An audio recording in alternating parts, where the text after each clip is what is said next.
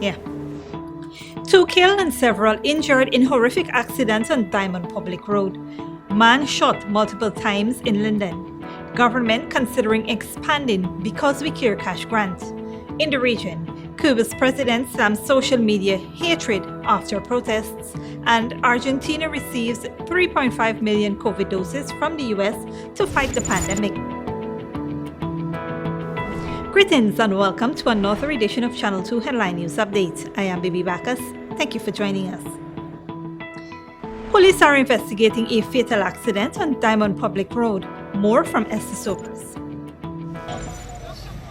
Police are investigating a horrific accident on the Diamond Public Road East Bank, Demerara on Sunday evening that claimed the lives of 2 people and left several others nursing life-threatening injuries. Dead are 18-year-old Anthony Persaud of Lot 108 Land of Canaan and Aliyah Edwards of Lot 16 Land of Canaan, East Bank, Demerara. The driver, identified as 23-year-old Kevin Moore of 5-door Cocoa Dam Land of Canaan, East Bank, Demerara, has since been arrested. Police said around 11 p.m. Moore was returning from the seawall proceeding south along the public road at a fast rate when he lost control of the vehicle BX 7256, resulting in it toppling several times before coming to a halt. The injured passengers were assisted by public-spirited citizens and rushed to the Diamond Diagnostic Center, where Persaud and Edwards were pronounced dead on arrival.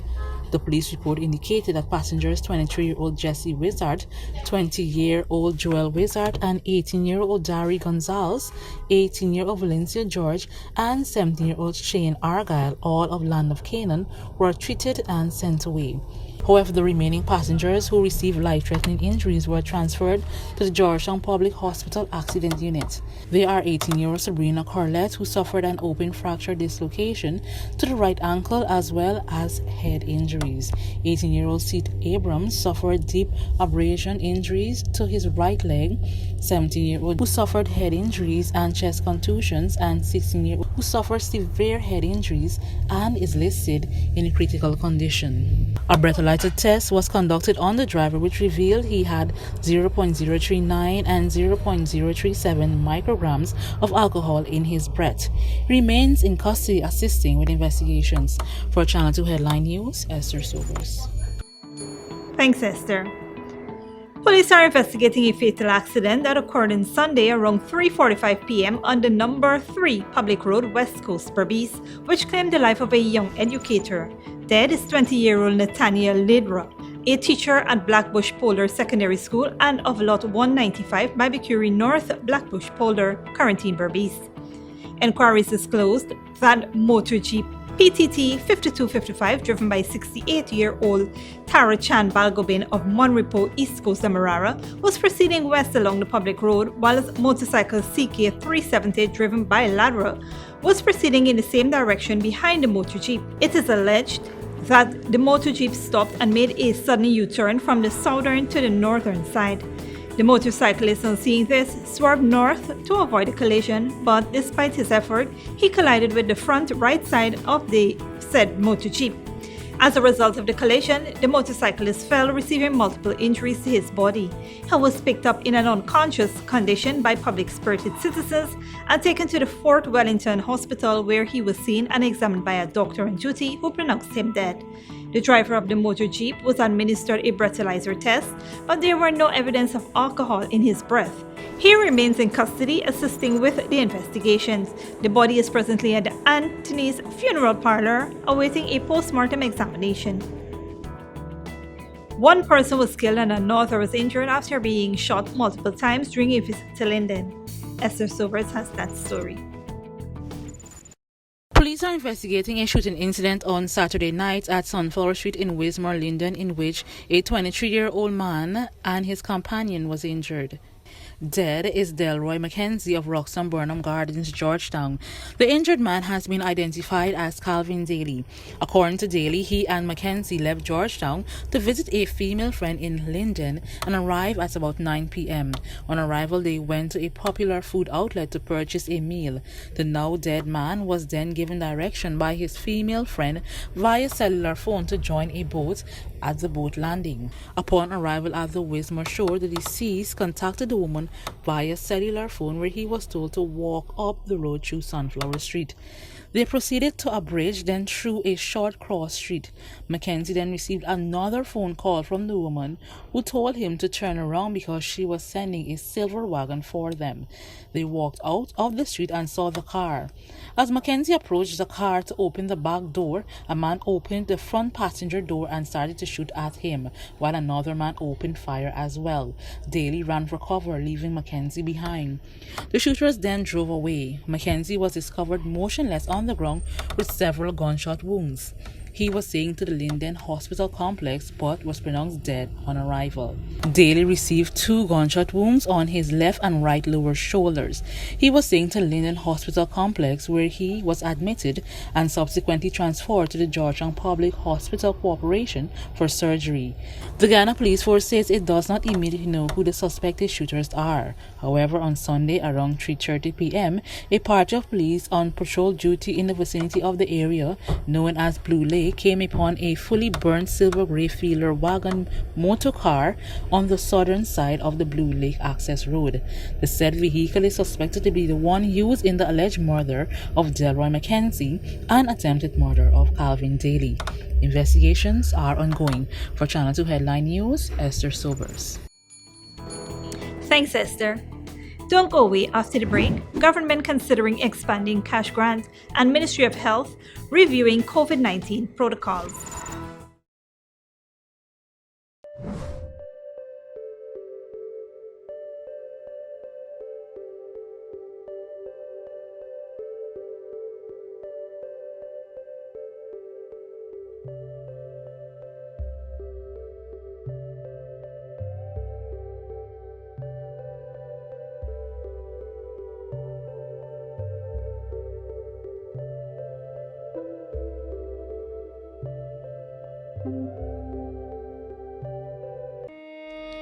Survival Shopping Complex brings to you its delivery service, Shop Through WhatsApp. This process is simple. All you need to do is call or message your grocery list to 613-9683 and we will select your items for you and have them delivered directly to you, even out of town. This is convenient because we can stay on the phone with you as we select your favorite brands. We're happy to do your shopping for you. Contact us on WhatsApp today and shop price smart at Survival Shopping Complex. When you need money and you gotta get it fast, Creative Jewelry and Pawn Shop is the place for that confidential transaction in a quiet and secure location.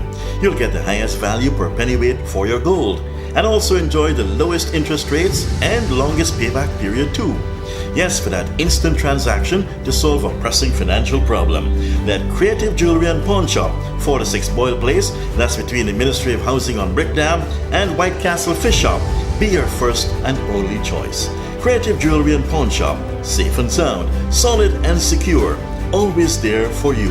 Telephone 231-7878 and 223-8955. Tastes so good. It's got to be made with Alabama Baker wheat flour. Produced from quality soft winter wheat and quality enzymes to give a superior product that's guaranteed to be luscious, delightful to taste, and stays fresher longer. Alabama Baker wheat flour is perfect for breads, roti, puri, pastries, chow mein, pastas, and many other delights. Imported and distributed by Alabama Trading. 6566 Robb Street, Borda, and 23 Lombard Street. Telephone 225-5800. Welcome to Kissoon's Furniture. Find everything you need for your home and more under one roof in our newly decorated showroom. Our locally crafted furniture has been perfected over the last 60 years. From our hands to your home, we also bring to you our newly introduced lines of imported furniture and sleep center, where you can find a wide range of beds and mattresses. Kissoon's Furniture, furnishing homes for over 60 years. Good girl forget things. What's the problem, Granny? I want money for borrow for those surgery. I was dancing and I fall and fracture my hip. If you need some quick money, you should check Lender's Jewelry and Pawn Shop. Lender's Jewelry and Pawn Shop, Lot 238 South Road, Border, Georgetown. Get jewelry made to order in just 72 hours. We also accept vehicles. Lender's, best rates, longest payback period. Boys, I get through. Plus, I could dance again. Lender's Jewelry and Pawn Shop. Welcome back. The government of Guyana is considering expanding the Because We Care cash grant to all Guyanese students. Esther Sobers has that story. Connectivity TV reception. After the So announcement we of the saw, government Because We a Care fair cash number of grant for students attending public school, the government is now considering the extension of Because We Care education cash grant initiative to private school students. Vice President Barjagdio made the news during a recent appearance on the National Communication Network. We are actively examining now the possibility of extending the help or the grant to kids going to private schools. Maybe not all of them would take it, but some parents have been making the solid case that they struggle at home to send their kids to go to private school. It's not as though they are rich. And in a way, those kids who go to private schools, they take some pressure off the public schools too, in terms of space. So the government will consider all the facts on this issue and will make a determination very, very soon on the matter. The Because We Care cash grant has already been rolled out across several regions in Guyana, as parents have shared heartfelt sentiments about the cash grants, which will help assist with children's school supplies. The Because We Care cash grant is valued at $15,000 per child this year, and the school uniform and supplies grant are valued at $4,000, giving a total of $19,000 for each child in the public education system. Approximately 172,000 students will benefit from this program, giving a total of $3.2 billion going towards children and families across Guyana. For Channel 2 Headline News, Esther Sobers. Thanks, Esther. The Ministry of Health has reported that 3 more people who tested positive for the novel coronavirus have died. This brings the total number of deaths from the pandemic to 512. The patients were admitted with COVID-19-like symptoms but died while receiving care at the medical institution. The latest fatalities are a 65-year-old man from Region 5, a 41-year-old woman from Region 3, and an 82-year-old man from Region 6. 35 deaths have so far been recorded for the month of July. There are also 1,217 active cases. These include 13 patients in the COVID-19 intensive care unit, 98 persons in institutional isolation, 1,105 persons in home isolation, and 1 person in institutional quarantine. And 29 people who were previously infected with COVID-19 have now recovered. Meanwhile, the Ministry of Health is in the process of reviewing the COVID-19 protocols for persons arriving in Guyana. During today's COVID-19 update, Minister of Health Dr. Frank Anthony said, given that there has been an increase in COVID-19 vaccines globally, vaccination requirements are being considered for entry into the country. Guyana currently accepts a negative PCR test taken within 72 hours before arriving. We are currently reviewing our protocol, and we have a team that is currently reviewing that based on people now getting vaccinated, and to see how we can do both PCR and vaccination as a requirement. Minister Anthony explained while other countries are accepting antigen tests for entry, Guyana only accepts the PCR test. The reason being is that antigen testing, they're not as sensitive as the PCR. PCR, if somebody is positive, you can know within a short period of time. But with antigen, it takes a long time. People generally will have to be symptomatic before you see a positive results. Minister Anthony noted that the imported number of positive COVID-19 cases remain at 53. To date, 49.9% of the adult population has taken their first dose of the vaccination, while some 26.3% of the population are fully vaccinated. Don't go away after the break. Cuba's president slams social media hatred after protest, and Haiti, widow of juvenile Moise, returns home after surviving an attack. But before that, here's the bridge retraction schedule.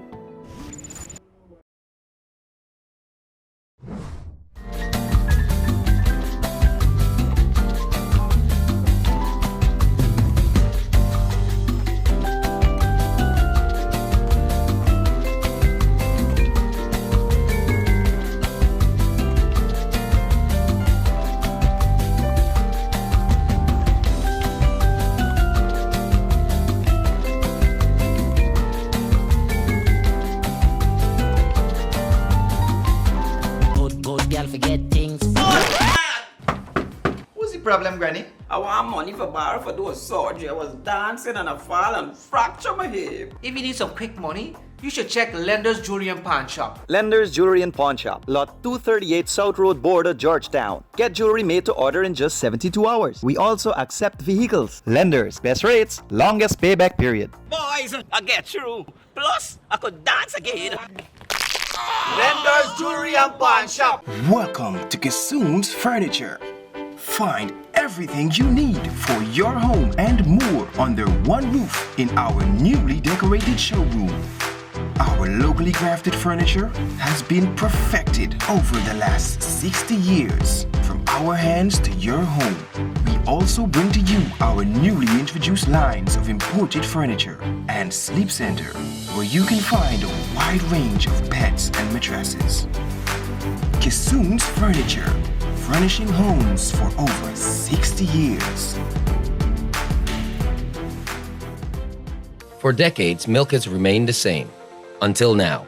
Introducing the Great Dairy Full Cream Milk from Alabama Trading. Enriched with vitamins A to D and calcium to promote healthy teeth, strong bones, and vitality.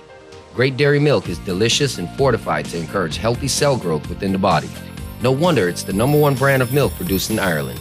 Now available nationwide in 400-gram packages at leading supermarkets and wholesale vendors. Distributed by Alabama Trading. When you need money and you gotta get it fast, Creative Jewelry and Pawn Shop is the place for that confidential transaction in a quiet and secure location.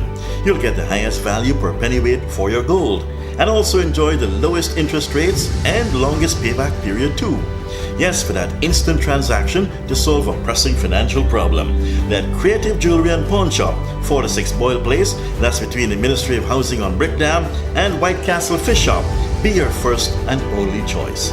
Creative Jewelry and Pawn Shop, safe and sound, solid and secure, always there for you. Telephone 231-7878 and 223-8955.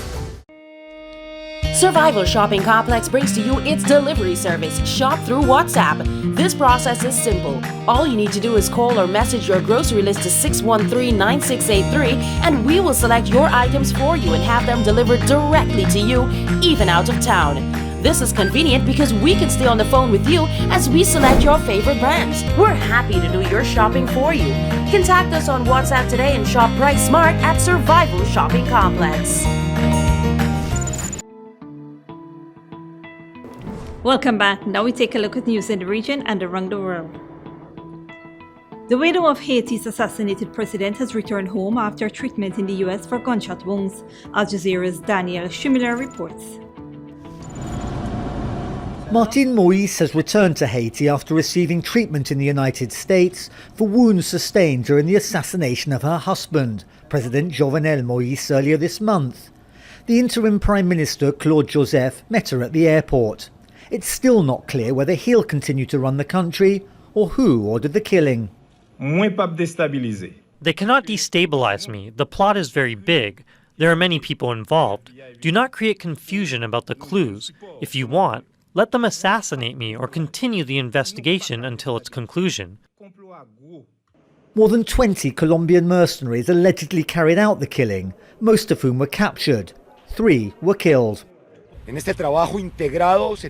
integrated work, there is very important data in terms of how the homicide was carried out and confirms that the initial meetings were held in Miami between people who worked for the CTU security service. Colombian investigators point the finger at former Haitian government official Félix Badiou, whose whereabouts are unknown. One of the few certainties in an otherwise confused picture is that the funeral for the former president will take place in the northern city of Cap-Haitien. The assassination came after weeks of rising gang violence, fed by poverty and political corruption, exacerbated by the COVID-19 pandemic. The United Nations last week delivered the first 500,000 doses so Haiti can finally begin its vaccination program. Yes, I see that we have started well. We have made awareness work with the staff and went to the clinics to explain what the disease is and how to protect patients against it. Officials have warned that the figure of less than 500 dead and 19,000 infected is probably underreported, and inoculating Haiti's 11 million population will be an uphill struggle. Of course. Do you see what's going on in the markets? If everyone goes to the public market sitting next to each other, it will be the end of Haiti. I think that we should vaccinate everyone. But until that can happen, others are taking alternative measures, like the 3-day annual pilgrimage to bathe in the sacred waters at the shrine of one of Haiti's most revered saints, Our Lady of Mount Carmel. Daniel Schweimler, Al Jazeera. Meanwhile, Cuban president has denounced what he calls a false narrative about anti-government protests and says footage of large rallies is false. Miguel Diaz-Canel accuses the U.S. of provoking protests and spreading hate on social media. This is after Cuba saw its biggest anti-government protest in decades. Al Jazeera's Laura Brandon Manley reports. This celebratory rally in Havana is a far cry from angry protests that have gripped this Caribbean nation. Performing Cuban salsa and waving flags, thousands of people showed support for President Miguel Diaz-Canel. He says protests against Cuba's economic decline were based on false narratives. Se estimula y glorifican el desacato y la destrucción de inmuebles. They are encouraging and glorifying disrespect and destruction of property, threats and harassments of citizens and families. Right now, what the world is seeing from Cuba is a lie. Raul Castro joined the president, who he had handed power to in 2019. He and his brother, the late Fidel Castro, had led the Cuban Revolution more than 6 decades ago.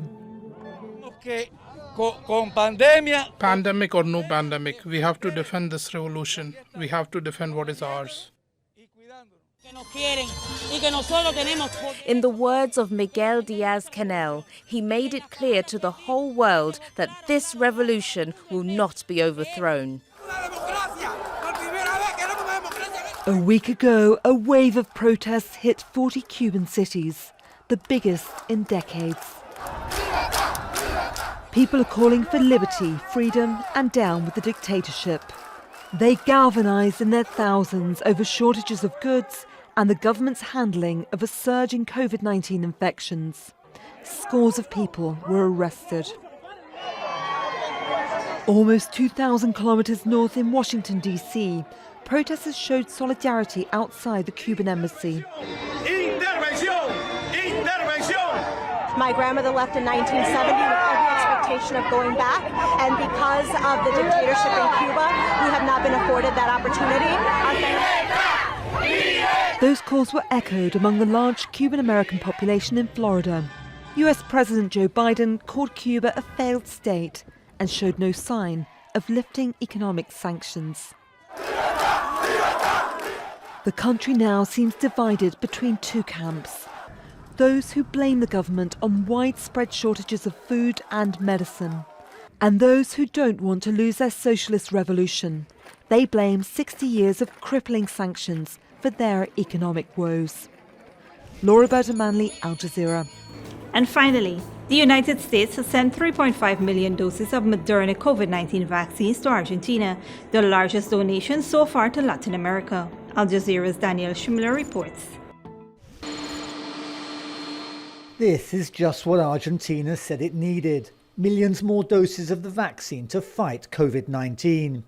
This in the week the country passed the grim total of 100,000 deaths from the pandemic.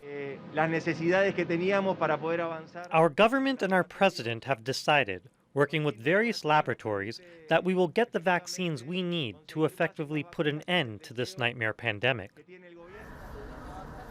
More than 30% of Argentina's 45 million inhabitants have received their first jab. Then supplies started to dry up. The majority of those arriving in Latin America coming from Russia and China, an imbalance Washington was keen to change. Now also donating vaccines to Brazil, Colombia, Peru and Ecuador. These vaccines are recognized for their efficiency and security. They will save millions of lives. They're destined to be given to youngsters aged between 12 and 17, as soon as that's been approved by the US Drug Agency. Argentina has bought another 20 million doses of Moderna for delivery early next year. This donation will help to stifle accusations from the Global South that wealthy nations were hoarding too many of the vaccines for themselves, and that the Biden administration recognises that tackling the pandemic truly is a global issue. Argentina has negotiated several more deliveries from Russia, China and the UK, and it will soon start manufacturing its own vaccines under licence from drug companies in those countries. I'm better protected, so I can have a normal life. I had COVID 2 months back. I'm okay now, but here I am, better protected. It's a strange experience being vaccinated. I'm happy because I was giving the AstraZeneca, which is the one I wanted. With an average of more than 400 deaths a day and total infections approaching 5 million, most Argentines are happy they're receiving safe, effective vaccines, not concerned about where they're coming from. Daniel Schweimler, Al Jazeera, Buenos Aires. And that is it for today's regional and international news. Here now is your 3-day weather forecast.